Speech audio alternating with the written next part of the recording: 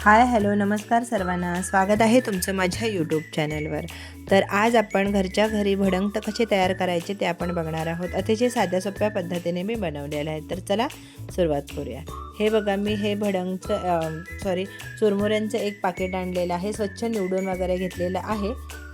खडे वगैरे वेगळे काढून घेतलेले आहेत। त्याच्यात काय जर असेल तर खडे वेगळे करायचे आहेत। आता हे बघा, एका कढईमध्ये 2 चमचे तेल टाकलेलं आहे। आता हे बघा, तेल तापतं आहे तर आपण हे काही साहित्य घेतले ते बघणार आहोत। खोबरं घेतलेलं आहे, लसूण, कढीपत्ता, मिरची, शेंगदाणे, डाळवं, जिरं, मोहरी। आता हे बघा, लाल तिखट, हळद पावडर, मीठ आणि चाट मसाला। आता सर्वप्रथम आपण हे खोबऱ्याचे काप पातळ स्लाइस केलेले आहेत ते घ्यायचे आहेत आणि ते व्यवस्थित असे तेलावर 2 मिनिटं छान परतून घ्यायचं आहे। हे बघा, आता व्यवस्थित असे काढून घ्यायचे आहे आणि आपले जे मुरमुरे आहेत त्यावरच हे काढून घ्यायचे आहेत।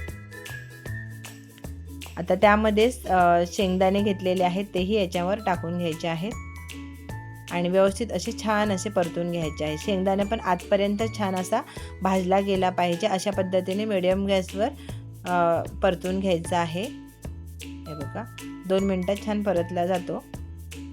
तेही ह्या चुरमुऱ्यावर काढून घ्यायचं आहे।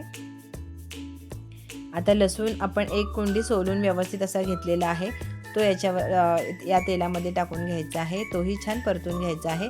त्याबरोबरीने त्यामध्ये मिरची पण टाकायची आहे।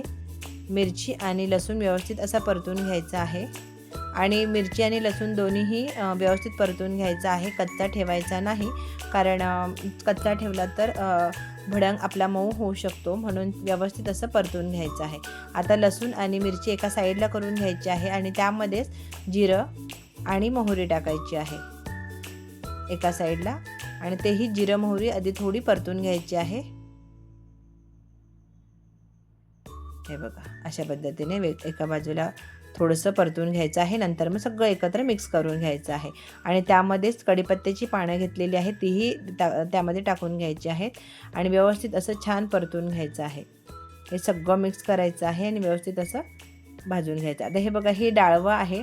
डाळवं भाजलेलंच असतं पहिलंच भट्टीमध्ये, त्यामुळे मी हे नंतर टाकलेलं आहे, अगोदर भाजून घेतलेलं नाही।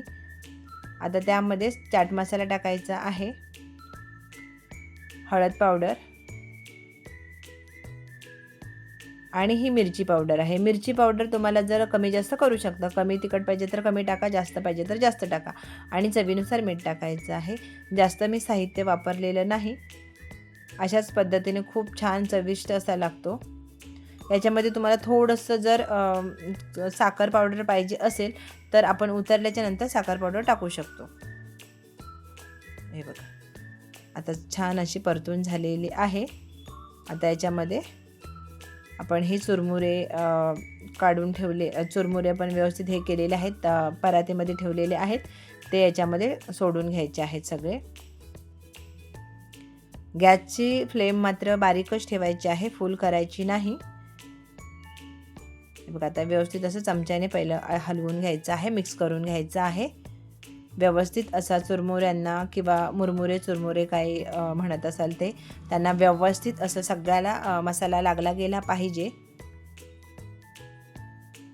हे बघा, असं सगळं मिक्स करून घ्यायचं आहे किंवा हँडलला पकडून सुद्धा असं, मी तुम्हाला दाखवते आता पुढे कसं मिक्स करायचं आहे। असं दोन्ही हँडलला पकडायचं आणि अशा पद्धतीने असं मिक्स करायचं आहे। हे बघा, आता व्यवस्थित असे मिक्स झालेले आहेत। आता रेडी आहे। याच्यावर तुम्ही थोडंसं फरसाण टाकलं तरीही खूप छान चविष्ट लागतं किंवा थोडीशी साखर पावडर टाकायची आहे, एकदम चविष्ट असं हे लागते। तर चला, झटपट होणारा हा भडंग आपला रेडी आहे। तर चला, वेळात वेळ काढून माझा व्हिडिओ पाहिलात त्याबद्दल मनापासून धन्यवाद। माझे जर व्हिडिओ आवडत असेल तर लाईक, शेअर, सबस्क्राईब नक्की करा। उद्या आपण भेटू एखाद्या नवीन रेसिपीसोबत, नवीन व्हिडिओसोबत, दुपारी ठीक 3 वाजता। तोवर धन्यवाद।